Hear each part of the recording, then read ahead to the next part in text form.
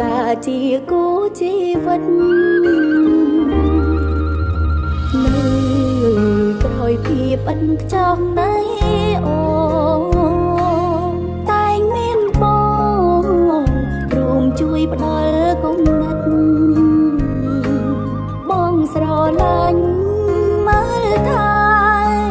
អូនមានក្តីសុខពិតជីវិតរូបមានសុភមង្គល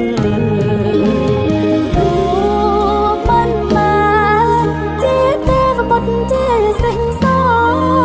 តែល្អឡើងពីវ័យអូនប្រាថ្នារឿងសំខាន់ទីមួយបងគឺគ្រួសារសូមឲ្យរៀបរៀងល្អរហូតជុំភ្លៀងធំព្រមឆ្លងរួមគ្នាទោះរងាតែក្បែរបងកុំក្ដៅសូមរក្សាចិត្តស្មោះឲ្យល្អតកូនចៅទុំនៅជាទ្រព្យសម្បត្តិស្នេហ៍យើង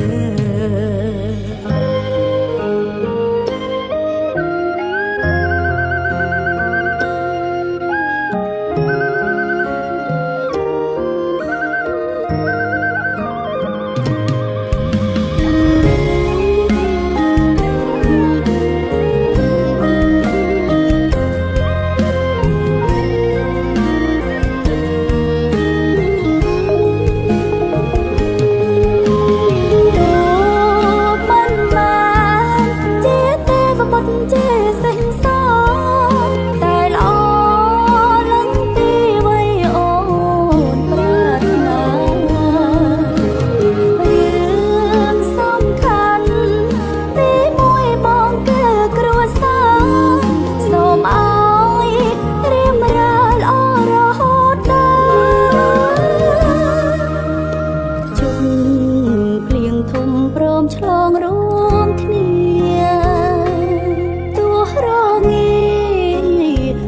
ក្បែរបងកុំក្ដៅសូមរក្សាចិត្តស្មោះឲ្យល្អតកូនចៅ